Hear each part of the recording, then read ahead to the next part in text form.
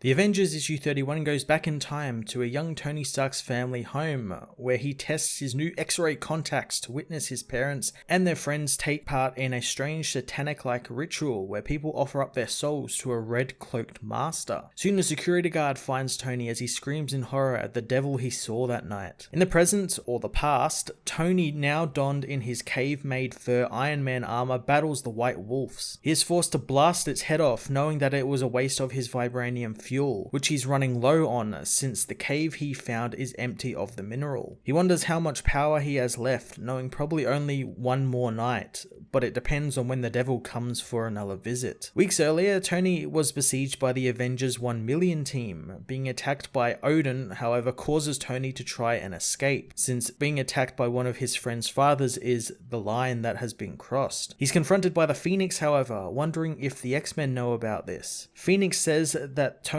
was called there for a reason, but not by them, and they cannot aid him in his trials since he must face them on his own. Phoenix blasts him down into the snow, where after running diagnostics on his armor, he finds a cave where on the first night he tries to fix the armor, using its sensors to locate some vibranium in the cave which he wants to use as fuel while he looks for a time machine to send him home. Soon a caveman appears, offering him some cave grog, and over the next week, more women come to offer him other tributes. More cavemen also come and try and kill Tony, so he fights back, but the people kept coming. Soon the vibranium he has runs out as Tony talks with his helmet, thinking that the natives think the helmet is some deity or god, and he is just some crazy guy who can talk to it. The helmet surprisingly talks back, saying his secrets are safe with him. Tony wonders who he's talking to, as the voice says that he's an old friend, or he will be once they meet in the future. The mask says that it wishes to purchase something from Tony, and it's not his armor. The voice is revealed to come from the snake form of Mephisto, who says he wants Tony's soul. Tony apologizes since he's sure he sold his soul for a daiquiri in 1998, as the snake asks if he knows how someone becomes the smartest man in the world, knowing Tony won't since Howard Stark already paid the price for that. Tony becomes angered when Mephisto mentions that, and Mephisto says that Tony belongs to him now, no matter the error, and it's why Howard adopted him since he's the price that needed to be paid. The snake tells Tony to look at him as he reveals he's Tony's real father, but Tony grabs his helmet, smashing the snake over and over with it until it's just a bloody puddle. Since then, the snake never visited him and Tony kept on living, but he knows the snake brought him here and he knows it can get him home, so he begins to try and bait it out. The snake doesn't take the bait, however. A large gorilla with a power stone does, attacking Tony and leaving him for dead. Wounded, he retreats into the cave, and he knows his armor is completely broken and he can't hope to fix it, not in this timeline at least. Tony knows that Iron Man was never a weapon, and he knows that he just needs to find a way to use the little bit of power left in the vibranium batteries. Getting to work, Tony looks around for something he can use in the cave, knowing there is nothing but an ice age, so that will have to do. Sometime later, the snakes that he's been killing and leaving outside the cave come back to life, coming for him in the cave, but the new Ice Age man emerges from the cave in his new white armor, confronting Mephisto, who takes the shape of his long dead father Howard. Tony remembers back to the night he saw his father in the devil outfit, and how he told Tony to come back when he has something of worth. Tony attacks, firing icicles at his supposed father, but they don't do anything to him, as the man says that there is more of him in Tony than he cares to admit. Howard says that his son is ready to reach his full potential, and he's there to offer him the opportunity to learn all his secrets so he can rule the world. Howard offers Tony his hand, but Tony responds by shooting an icicle through his father's brain. Tony says that the cave women and wine would have been more of a temptation, as Howard gets back up, continuing to say that he is Tony's true father. Tony knows the man isn't Howard Stark, so the devil drops the disguise, showing Tony his true form as that of Mephisto, asking Tony if he can see the resemblance. Mephisto attacks, telling Tony that he told him the truth and that Howard did promise the devil Tony, or at least he will in the future, showing Tony the time stone. Mephisto smashes Tony with his fiery fists, beginning to melt the armor and telling Tony to bow to him and become the devil in iron. Outside the cave, leave, the Avengers 1 million team watch on, knowing they cannot help despite the Phoenix saying that they will need a Tony Stark in every existence, and it is imperative that he survive. Tony's armor continues to melt as Mephisto tells him to be reasonable since he can make Tony the Earth's mightiest hero, but Tony has a better idea, using the last of his power to blast the time stone in Mephisto's hand. The stone activates and blasts Tony as Mephisto says there is nowhere outside his domain that Tony can run. Tony is blasted back through time, witnessing strange events from the future and the past, like Captain America shooting drugs into his eyes, a Star Brand baby, and a new Phoenix. The horrors cause him to scream until Black Panther finds him in the present in the cave. Before T'Challa can talk with Tony about where he went, Tony heads to Las Vegas, confronting the trapped Mephisto in his tower. Mephisto says that despite it being a million years, his offer is still good, but Tony has an answer, telling the devil to kiss his iron ass. Tony leaves as a voice tells Mephisto that Iron Man now knows what he's up to. Mephisto says that he knew Tony would never make the deal, but he has sown doubt and fear into Tony Stark, and all the Tony Starks across existence will feel it, so their assault has already begun, and soon they will need to fight all of them before this is all over. The man is revealed